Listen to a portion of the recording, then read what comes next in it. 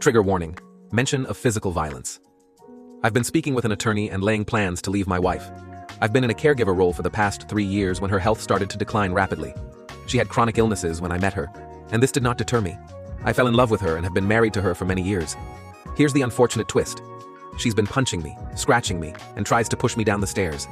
Recently, she made me take all of this violence more seriously after an incident in which she punched me in the head and face repeatedly while I was driving. Car was in motion.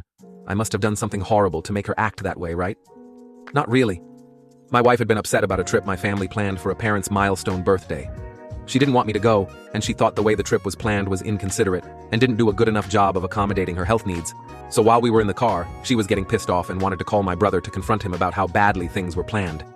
He didn't pick up, so she went to use my phone, but I changed the PIN because I had started documenting her behavior.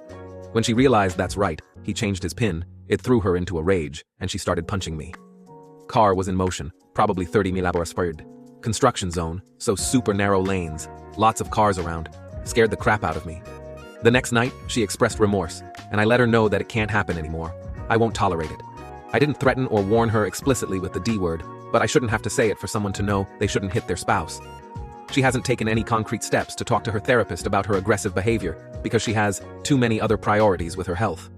Sure enough, she punched me again a few weeks later and tried pushing me down the stairs. That was it.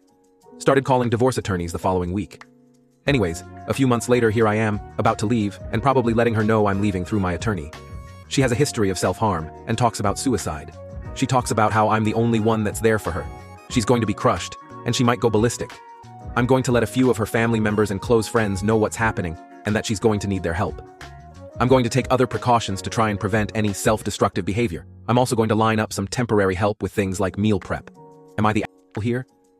After learning more about spousal abuse, particularly when it's women hitting men, I've decided I agree with the attitude that people that hit their spouses shouldn't be married. I believe that gender and context don't matter. Zero tolerance of physical abuse is the only way. Top comment: I have a chronic illness. I know how lucky I am that my husband hasn't left me. Statistics don't lie. He's one of the good ones. Being disabled isn't an excuse for abuse. Period. You are being abused. You aren't leaving your disabled wife. You're leaving your abusive wife. There's a huge difference. NTA. OP replied. That's such a great way to put it. Thank you, that really helps. Someone replied, make sure you or your attorney make that clear.